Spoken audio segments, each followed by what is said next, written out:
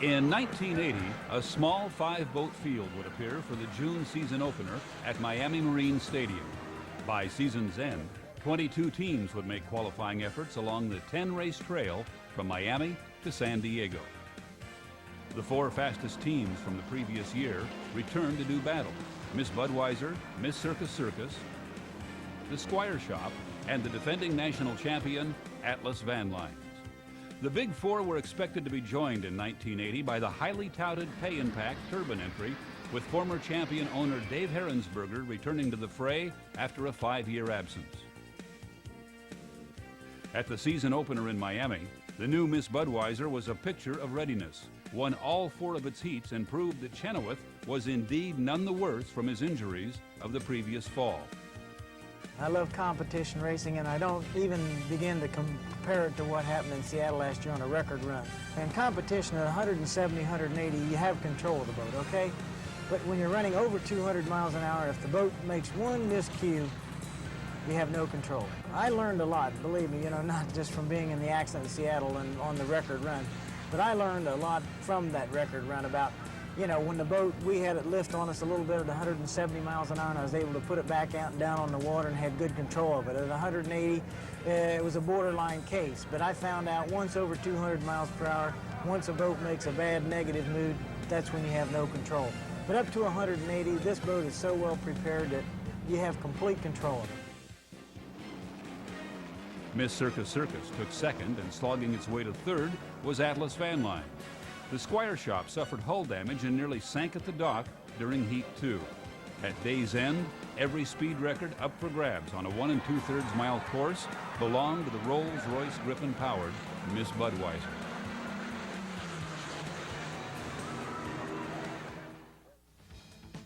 '79 Rookie of the Year Steve Reynolds opened the proceedings at Evansville, Indiana on a world record-breaking note with a 2-mile qualification speed of 131.627. But on race day, it was Chenoweth who drove Bernie Little's beer wagon to a trio of world competition standards for the 2-mile, 10-mile, and 40-mile distances.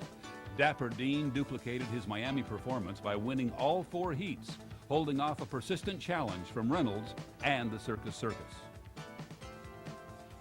In Detroit, Miss Budweiser dominated both preliminaries and led all the way in the final.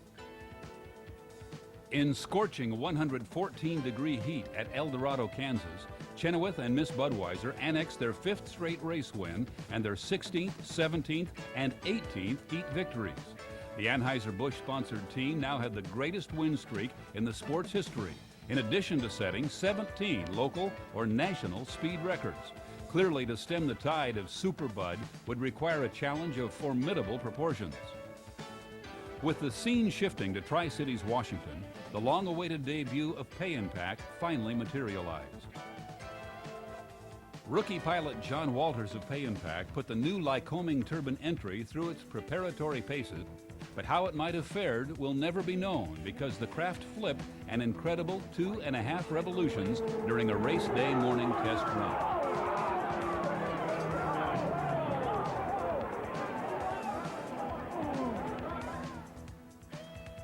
Even veteran observers were stunned by the violence of the crash, as the pack seemed to want to climb into an outer space orbit. Walters sustained nothing worse than a slight hip fracture. The boat, however, was badly damaged and through for the year.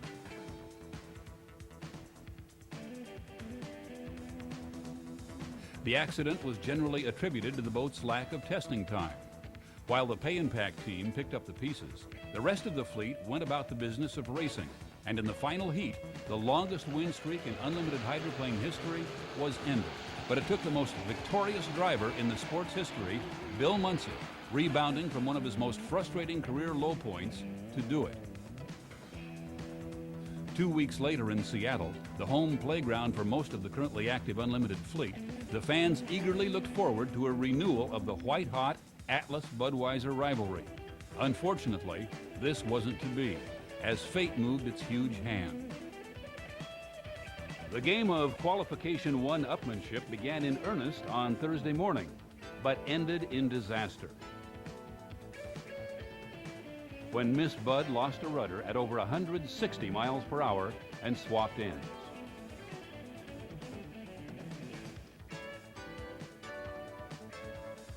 The veer boat, minus its critical hardware, barrel rolled itself to pieces, ejecting its driver and shuddering to a halt, a shattered wreck.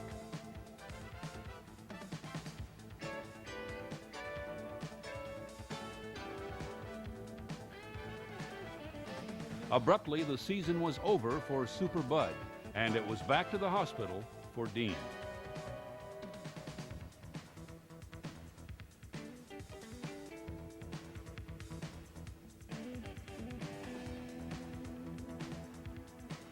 Luckily, Chenoweth's injuries proved minor. He would drive again 6 weeks later in a backup Miss Budweiser at San Diego, the competitive fire still aglow.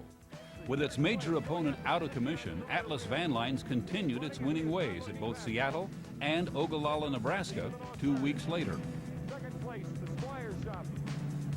He's a ways back, though. He's really going to have to burn it to catch up. Third place, Circus Circus. Of course, it was the Dr. Toyota that cut off Muncie in the last race. Atlas died out a bit, but no, he's all right. He's running fine, hard as ever.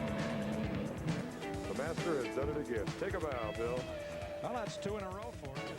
At Ogden, Utah, on Labor Day, the Squire Shop and Miss Circus Circus ran 1-2 when Atlas faltered with a systems failure and couldn't start in the final heat. By now, the National Boat Championship was already decided.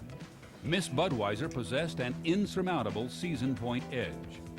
Heading into the season-concluding San Diego race on Mission Bay, Atlas and Muncie tore around the scenic 2.5-mile track, qualifying at an incredible 140.625 miles per hour.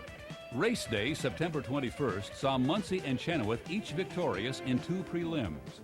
With only one 400-point heat remaining before season's end, Chenoweth had beaten Muncie for the High Point driver title.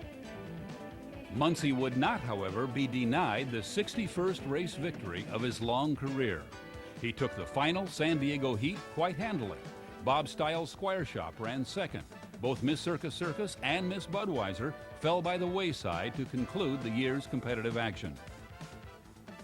E. Milner Irvin III drove a steady Miss Madison to an impressive 3rd place in national high points. Other boats competing and scoring included Miss Kentuckiana Paving, owned by Graham Heath and Bill Cantrell and driven by Madison's John Petty, Ron Armstrong and Bob Patterson's U-80, Chuck Hickling's Tempest, driven by Bob Mashmet, Steve LaCava's Oh Boy Oberto, Bob Warner's Burien Hobby, driven and parked by Tom Martin.